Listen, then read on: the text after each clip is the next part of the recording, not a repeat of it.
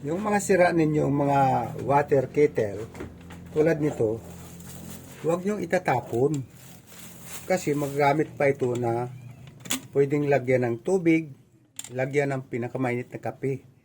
Pagsisilbi siyang thermos, aalisin lang yung ilalim, tapos pwede na. Pwede nang gamitin, pwede na lagyan ng kape. Ito, aalisin lang to. Yan, ganyan. Tanggalin na rin natin.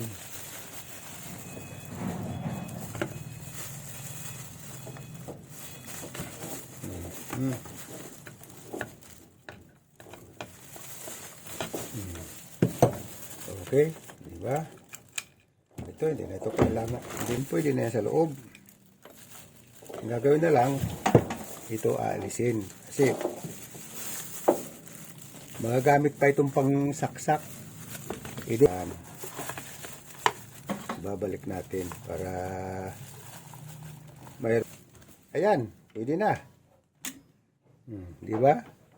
Pwede na lagyan ng tubig. Hugasan mo, lagyan ng yelo, pwede na. Oh.